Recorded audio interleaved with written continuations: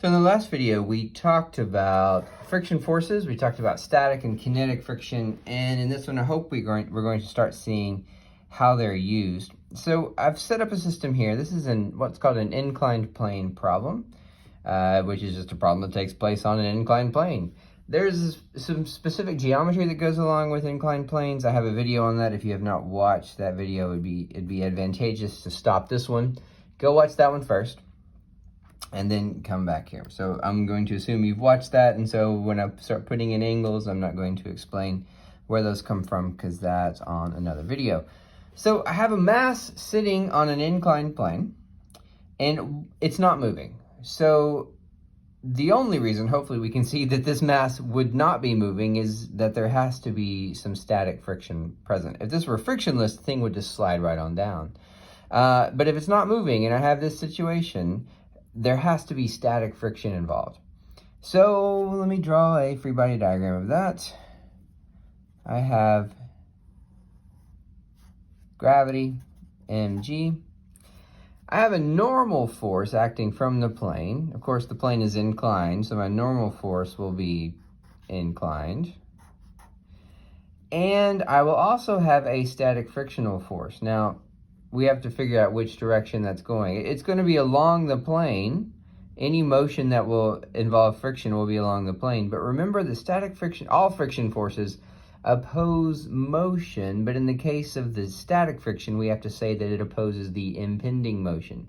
I think it's probably obvious that the impending motion here is down the plane. That's where the block is going to slide. If it's going to slide, if there's no friction and nobody touches it, it's going to slide down. So the impending motion is down, which means the static frictional force has to be up. I'll subscript that with an F sub S. And if that's all we know about the system, that's as good as I can do here. I mean, I can apply Newton's laws and come up with some expressions involving this. But what I'm saying is, if I don't know anything about whether or not the static frictional force is maximized, then I'm going to have to leave this as an F sub S. But for this situation, I'm going to tell you that the block is just about to slip. That's usually the code word for the static frictional force is maximized. Remember, static friction is given as less than or equal to mu static times the normal force. The equal to comes when it's maximized. Other than that, it's less than, and I can't get much information out of an inequality.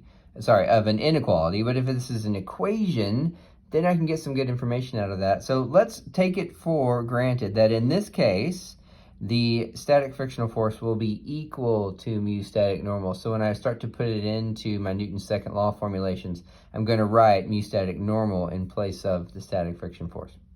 All right, so the geometry here, let's do this. Let's say that these are my positive directions. Again, if that's confusing, please go watch the video about inclined plane geometry. I'm going to need angles. If that's my new y-axis, this is the angle theta. And let's do Newton's second law. Now, remember, I'm going to need a normal force.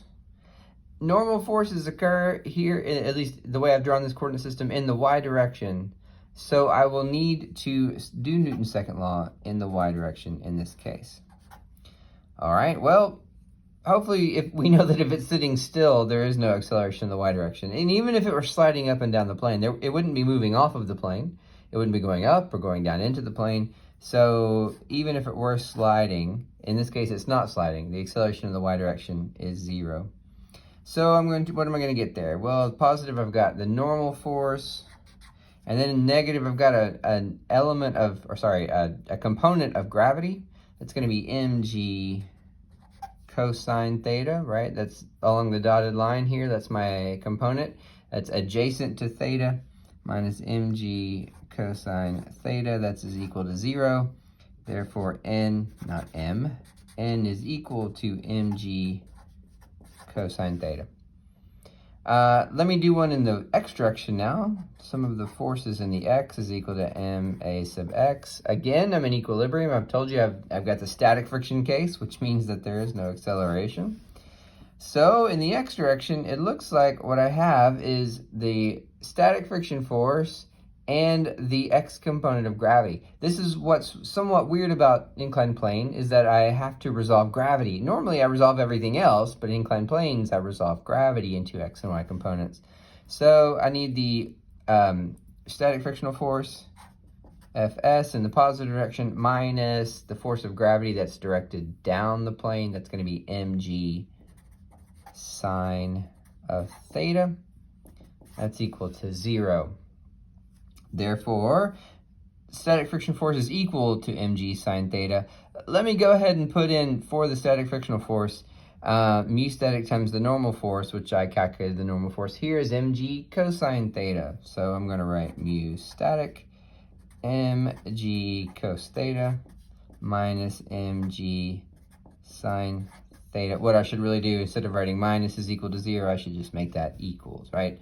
Move this term over. Mu static times mg cosine theta is equal to mg sine theta. How I proceed from here is pretty straightforward. I've got an mg in both terms, so let's get rid of that.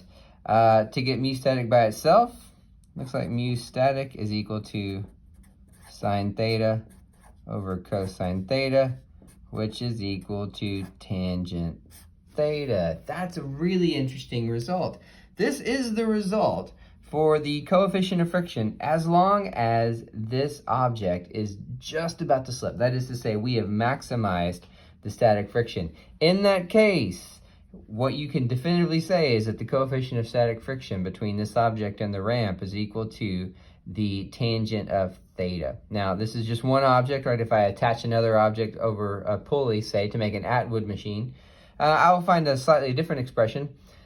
But that's how the static friction works. In most cases, we're going to look at it when it's maximized. Sometimes we don't. What you have to remember then is that you can't unpack static friction to equal mu static normal. It's less than mu static normal. You typically solve for this using Newton's second laws without making this substitution. But other than that, that's static friction in a nutshell. We'll do some more examples with kinetic friction in further videos.